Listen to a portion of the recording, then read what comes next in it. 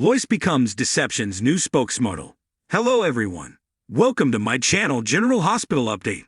I hope everyone is having a wonderful day. Before starting the video, please go ahead and hit the subscribe button and give this video a like up. Brook Lynn and Lucy battle it out to be Deception's new spokesmodel, but the job goes to spoiler.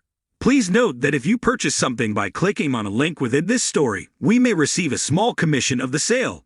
Friends and family gather to say goodbye to Gregory, and Finn turns to alcohol after the memorial. At the hospital, Willow has to get home to her kids and is trying to find Liz, who is nowhere to be seen.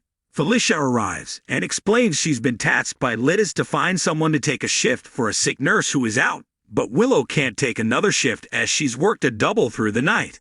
Liz calls Willow and asks if she can pick Aiden up from school. Willow is happy so that Liz can continue looking for a replacement nurse.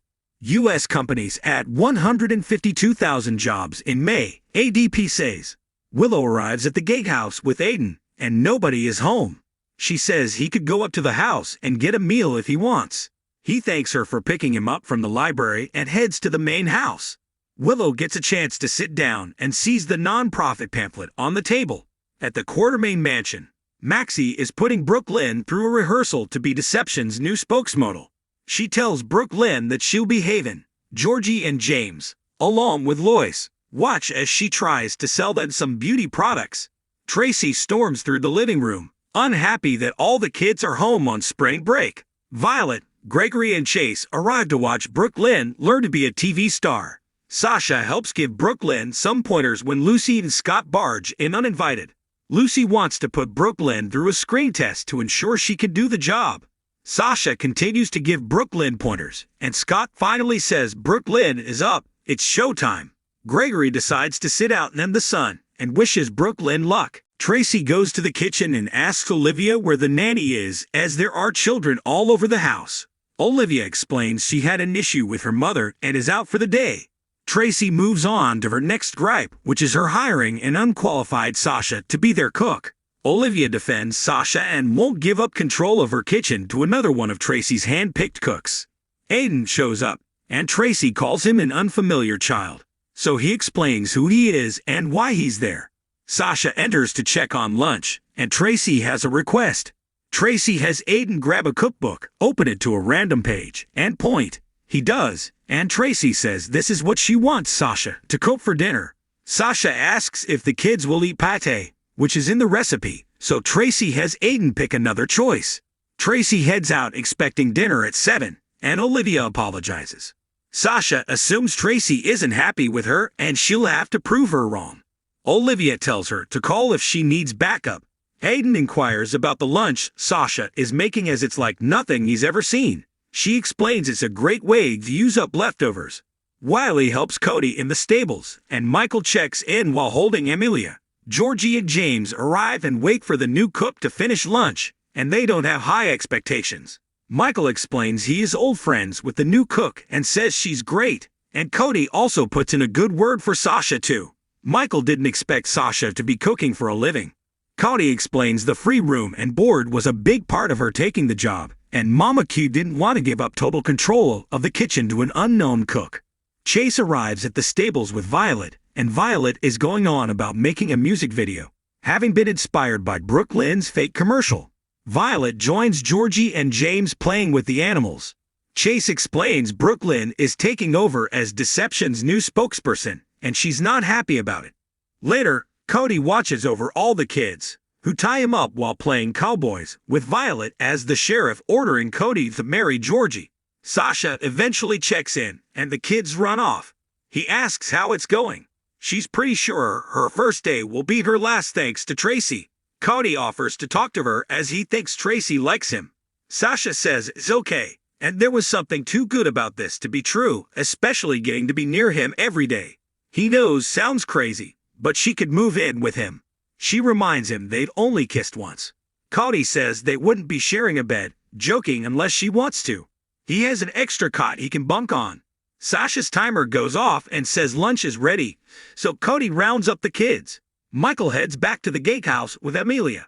Willow says Aiden is up at the house, as Liz asked her to bring him here as she got stuck at the hospital. Michael puts Amelia down, and Willow looks at the pamphlet Drew gave her on the nonprofit. Eventually, she and Michael head to bed. In their bedroom, Michael brings up the pamphlet she was looking at. Willow says that the job would be a part-time volunteer position, which means she won't be getting paid. Michael says it's not like they need the money. Willow says nursing is wonderful and important work, but she's wondering if she's doing it for the wrong reasons. She says independence is important to her, and it was a factor in becoming a nurse. She didn't like the idea of relying on him for money. However, the nonprofit would allow her to do something meaningful while being there for the kids. She knows she's missing moments when she doesn't have to because of Drew's opportunity. Michael notes it sounds like she's made up her mind, and he knew she'd choose this. She just needed to get there on her own. Willow asks if he's on board, and he is. He's on board with anything that makes her happy. They kiss. Back in the main house, Olivia joins everyone else as Brook Lynn is a bit stiff, while Scott films her audition. They run it back, and Maxie says this is what rehearsals are for. Lois tells Brook Lynn that she needs to relax, and they'll try it again. Lucy thinks they should give the professional a chance and tells them to watch and learn. Lucy begins to show off the new skin cream and can't help but talk about herself, and everyone begins to mumble to one another how bad Lucy is. Lucy thinks she did fantastic and suggests they put it to a vote. Lois decides Brook Lynn needs one more run-through, and she shows her how to hold the product and how to speak about it. Scott films Lois as she shows Brook Lynn, and Lucy asks Scott why he's filming her. Brook Lynn coaxes her mom to keep going and show her how to sell the cream, and Maxie and Lucy look at one another. Lucy orders them to stop and says Brook Lynn cannot be the deception spokesmodel, as they already have the perfect model. Lucy tells Lois it's her, and Maxie agrees. Lois thinks Lucy's lost her mind, but Lucy says she did a fantastic job. Maxie says she loves their products too, so it has to be her. Brook Lynn tells her mom to imagine everyone in Bensonhurst seeing her on TV. Tracy joins Gregory on the patio, and she explains Olivia is mad at her for insisting they need a cook, and then disagreeing offering the job to Sasha. She doesn't know if Sasha has the skills for this, so hiring her does no one favors. Gregory says she's being practical, and the kitchen isn't a place for family to gather. Tracy says exactly, that's what the nuke is for. However, Gregory sees Olivia's side of this too.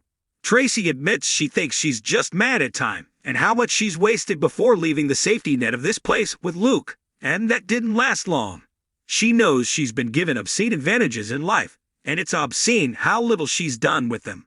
Gregory thinks achievements are overrated, and their job in life is to love the lives they've been given.